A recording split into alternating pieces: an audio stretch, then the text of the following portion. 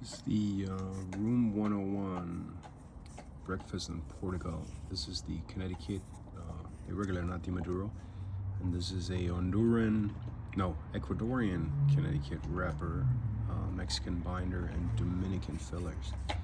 And I like this stick. Did a straight cut on this. This is the Toro. It's a 50 by 6, and I have picked up a few boxes of these now because at some point in time they're going to run out, right? And then they're not made anymore. And when you enjoy something, you can do it. I didn't overdo it. We're talking about 3 or 4 boxes. They're 10 per box, so it's not like 100 cigars or anything. It's more like 30. But having them around, also this is a Mexican binder, Dominican fillers, and then the Honduran wrapper. It should age a year or 2 years very well, not have any issues.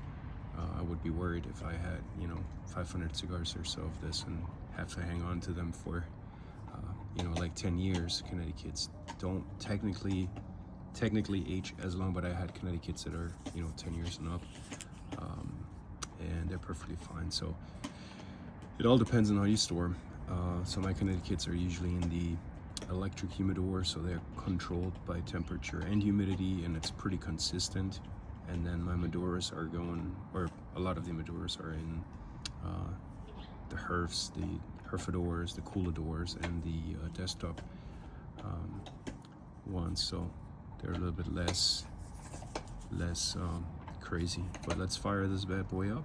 And I haven't had one in a while, so this one has been in my electric humidor for probably over a year, and looks very nice. They're very well made, and I like pretty much everything that Room 101 has put out. There are lots of good ones. All right, let's get rid of it. Nice light up. I do get this, and I get this from time to time on especially on Connecticut's, where the wrapper makes my lips very, very dry. It's almost like there's a powder coating on them. That's just a feel. It's not that it is, but it takes up a lot of saliva to become workable or malleable, I guess, how you would say.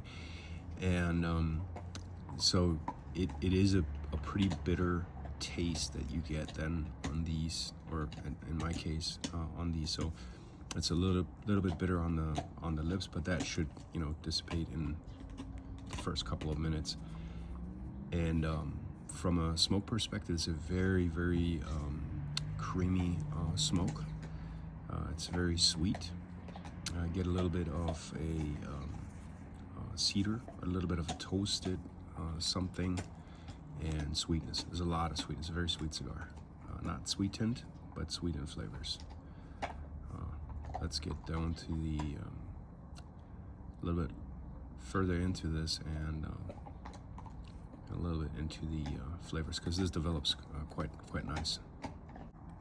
All right, I got a little distracted here and fumbled this bad boy and cracked the wrapper. So I didn't want this to look like the cigar is a shitty cigar. It's not. Even that little bust here, that was me. So yeah, this is a very beautifully made cigar.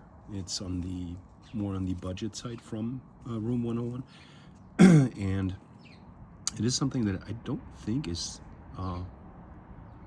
manufactured anymore, but there's huge inventory everywhere, so you can still get your hands on this.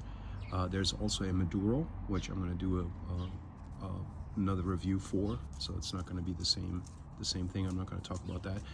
And it's also a very, very good daily driver here that you have. It's different than, for example, that's why I have this, and I have other Connecticut's that are my daily in my daily Connecticut rotation, like the Espinosa Crema, and there's some other ones that I really enjoy, but they all have a different place. This one here is very mild, very mellow, good aged tobaccos. You get a lot of the Dominican woof, and then a little bit of the smokiness from from the Mexican binder, and this has basically the base flavors in this, and they ramp up and ramp down a little bit throughout the stick. It's a one flavor kind of ride, but they come in and go out. And so you have a little bit of white pepper that goes away towards the end.